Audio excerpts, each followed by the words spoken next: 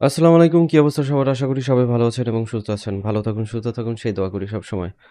তো আমি গোল্ড চার্টে আছি। ছোটখাটো এনালাইসিস করব আজকে।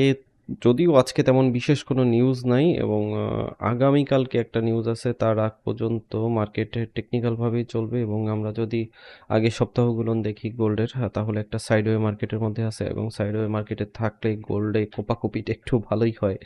যেমন এই রেঞ্জের মধ্যেই মার্কেট কিন্তু চলতেছে। সেই হিসাবে এটা ESL পজিশন এবং এই ESL পজিশন দিয়ে বাই সেল করে কিন্তু অনেকে হিউজ একটা কামায় নিছেন।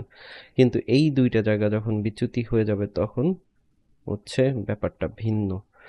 তো আজকে মার্কেট এই অবস্থানে আছে। তার আগে কয়েকটা কথা বলি। এটা আপনাদের ভালোর জন্য এবং এই জিনিসগুলো নিয়ে অনেকেই নোটিস করতেছেন যে সারাদিন ভালো একটা প্রফিট করেন, দিন শেষে যাওয়ার পর বা সপ্তাহ শেষে যাওয়ার পর লস করতেছেন। এটার কারণ হচ্ছে একটানা চার্টে বইসা থাকা।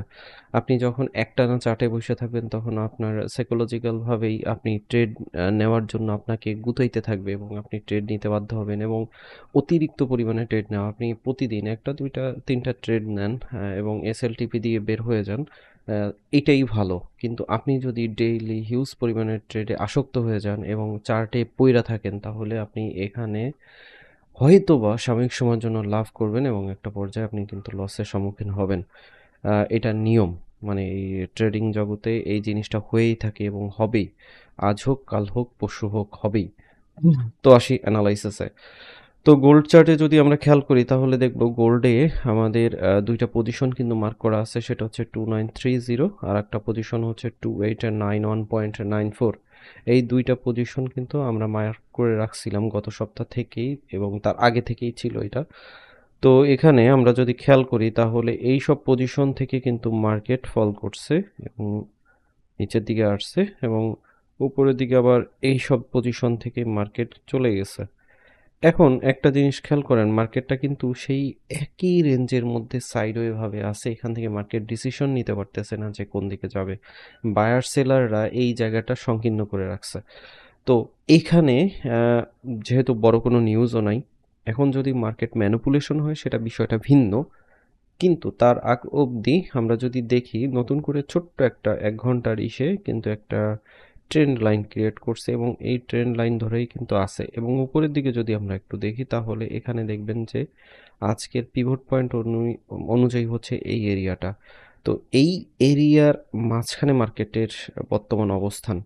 তো এখান থেকে মার্কেট, মানে গোল্ড মার্কেট, আপনার মার্কেট বলতে অনেকে আবার সম্পূর্ণটা ধরে নেন, শুধু গোল্ড মার্কেটের কথা বলতেছি।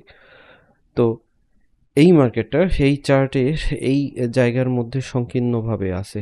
এটা যখন বিচ্যুতি হবে তার মানে হচ্ছে এই যে ট্রেন্ডটা আছে, ছোট ট্রেন্ড, এই ট্রেন্ডটা যদি মার্কেট এখান থেকে ক্রস করে তাহলে মার্কেট নামতে পারে। সেটা হতে পারে 2891 এর কাছাকাছি। 2894 এটা একটা স্ট্রং এরিয়া জোন, নোট করে নিয়েন। তো এই আশেপাশে আসার পর মার্কেট আবার উপরের দিকে ফল করতে পারে যদিও নামে সেই ক্ষেত্রে। আর যদি মার্কেট এই pivot point area, turning point area এটাকে ক্রস করে তাহলে মার্কেটকে আমরা আবার উপরের দিকে পেয়ে যাইতে পারি। সেটা হতে পারে 2928, 2928 এরিয়ায়। ওকে, অতএব যে জিনিসটা আমরা করতে পারি সেটা হচ্ছে আজকের দিনে যদি আমাদের ট্রেড করতে হয় তাহলে মার্কেটকে যদি এই এরিয়ায় পাই তাহলে আমরা সেলে যাব, এটাকে এসএল ধরে। মার্কেটকে যদি এখান থেকে এটা ভেঙে যায় তাহলে এখান থেকে আমরা সেল নিতে পারি। সেটা হতে পারে 2894 এর কাছাকাছি আসা পর্যন্ত। সেই ক্ষেত্রে আমাদের এসএল পজিশন হবে হচ্ছে 2913 বা 2914, 2914 বা 13, এটাকে এসএল দিয়ে আমরা সেলে থাকতে পারি যদি এই ট্রেন্ডটা এখান থেকে ক্রস করে তবে। এবং প্রফিট রেশিওটা আমাদের 2894 এর উপরে হইতে হবে। ওকে, যদি 2994টা ক্রস করে তাহলে 2891, 29 বলতেছে, 2894টা ক্রস করে তাহলে 2891 পর্যন্ত আসতে পারে এবং এটা যদি ক্রস করে দেন বিগ ড্রপ দিবে, মানে সেলের দিকে চলে যাবে। তো এটা হচ্ছে সেলেরই, কিন্তু বায়ের দিকে আপাতত থাকতে হচ্ছে মনে হচ্ছে। সেটা হচ্ছে পিভট পয়েন্ট এরিয়া যদি ক্রস করে তবে, তার আগ পর্যন্ত না। আহ, যেহেতু মার্কেট এই পজিশনটায় আছে এবং এইটা এই ত্রিকোণের মতন, এটা না ভাঙা পর্যন্ত আমরা মার্কেটে শিওর হইতে পারতেছি না যে বায়ের দিকে নেব না সেলের দিকে নেব। তারপর পজিশন কিন্তু বলে দিছি, যদি 2928-এর আশেপাশে পাই তাহলে আমরা সেলে যাইতে পারি। 2930 এটাকে সেল ধরে, কারণ এই জায়গাটা যদি ক্রস করে তাহলে মার্কেট কিন্তু আরও আপের দিকে ধাবিত হবে। ওকে, আর বায়ের দিকে আমরা নিব যদি এখান থেকে মার্কেটটা ক্রস করে, মানে পিভট পয়েন্ট এরিয়া ক্রস করলে তখন আমরা এখান থেকে বাই ধরতে পারি, এবং সেই ক্ষেত্রে আমাদের এসএল পজিশন হইতে পারে 2904, সংক্ষিপ্তভাবে এসএল। আর যদি লংয়ে রাখতে চান 2891 এটাকে এসএল দিতে পারেন।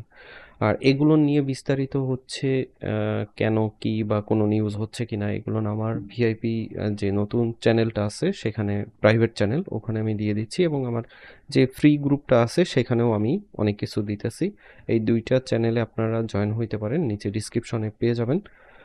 তো এই হচ্ছে আজকের অ্যানালাইসিস। যেহেতু মার্কেট একটা সাইডওয়ে রেঞ্জের মধ্যে আছে, সো আপনারা এখানে যে প্ল্যানিংটা করতে পারেন সেই প্ল্যানিংটা হচ্ছে সিম্পল প্ল্যান, এবং এভাবে একটা ভালো প্রফিট নিয়ে আসতে পারেন। 2930 যারা সেলে থাকবেন তারা 2930 এটাকে এসএল ধরবেন, ধরে ট্রেড করবেন। আর যারা বাই থাকতে চান 2891 এটাকে এসএল ধরে ট্রেড করবেন, বাস। কিন্তু এখন এমন একটা পজিশনে আছে মার্কেট, সেটা হচ্ছে সেন্টার পজিশন, এবং এই পিপির পিভট পয়েন্ট এরিয়াটা না ক্রস করা পর্যন্ত, এবং এই যে ত্রিকোণমিতি হয়েছে এটা না ক্রস পর্যন্ত আপনি কোনো সিদ্ধান্ত নিতে পারতেছেন না বাই নেবেন না সেল নেবেন। হয়তো জিনিসটা বুঝতে পারছেন, এবং এখানে একটু খামি দিয়ে বসে থাকা লাগবে। যদি এটার উপরে পাই তখন আপনি বাইতে যান, যদি এইটা ক্রস করে, এই লাইনটা ক্রস করে, তখন আপনি সেলের দিকে যান। আবার উপরে যখন এই পজিশনে যাবে তখন সেলের দিকে যান, এবং নিচে যখন এই পজিশনে আসবে তখন বাইয়ের দিকে যান। তো এই ছিল ভিডিওটি। ভালো লাগলে একটা লাইক দিয়ে দিবেন, শেয়ার করে দিবেন, আর যদি কোনো প্রশ্ন থেকে থাকে নিচে কমেন্টস করবেন, অবশ্যই রিয়াকশন দিয়েন এবং কমেন্টস করেন, নতুবা দেখা যায় আবার হারিয়ে যাব। তো ভালো থাকবেন, সুস্থ থাকবেন, আল্লাহ হাফেজ। সঙ্গে থাকতে সাবস্ক্রাইব করে বেল বাটনটি ক্লিক করে রাখবেন, কারণ পরবর্তী ভিডিও নোটিফিকেশনের মাধ্যমে সাথে সাথে পেয়ে যাবেন।